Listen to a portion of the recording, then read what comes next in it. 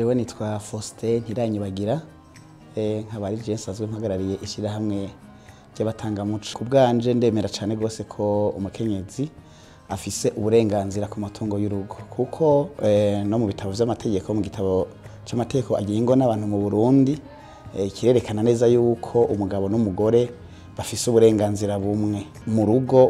Umugabo n'umugore kunganirana kandi no gufashanya, nivyo bituma n'iterambere rirama yigaragaza mu rugo. Je ku bwanje aho ngeze nta kintu na kimwe urugo rurimwe amahoro no mwumvikano n'ikiyago, nta kintu je mbona umugabo yogira uburenganzira bwo kuvuga ngo nico yoshora atagishije inama umugore wiwe, kuko amatungo y'urugo abaraye umuryango. Iyo rero mu muryango umugabo n'umugore bafitaniye urukundo, bafitaniye ikiyago, nta kintu na kimwe umugabo yogira ku burenganzira batakiganiriye ko n'uwo bubakanye.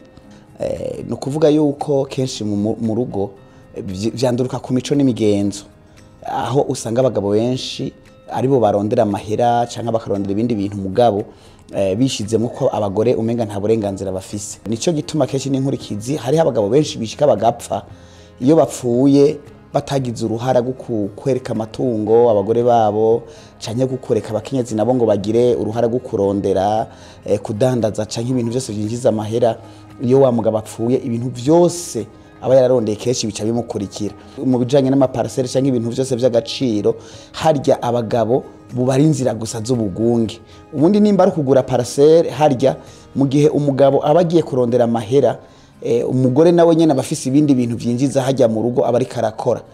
Nimba umukenyezi aba ari karakurikirana ibijanye n'indero y'abana, nimba umukenyezi aba ari karakurikirana programa z'ibintu byose vyo mu rugo, mbega we bijya nawe wo biha agaciro kavyo.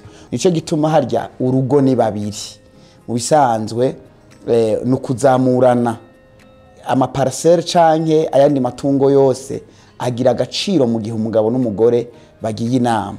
Ubundi nta mugabo yofasha ingingo ngo ni ivy'igiciro kuri we, yo ahubwo yo kwiyumviriye ikintu gikomeye ati mbe nzokwamaho, nzohoraho, akamenya ko ejo ahubwo akwiye gutegura uwo mukenyezi wiwe, akamwereka ingene kurondera ayo mahera y'amaparasera ingene bigenda, kurondera amahera yo kugura imodoka ingene bigenda, akabaho uwo mukenyezi nawe avuga ati ejo umugabo wanje kumbure atakiriho, nije nzosigara mfashe ibi bintu mu minwe.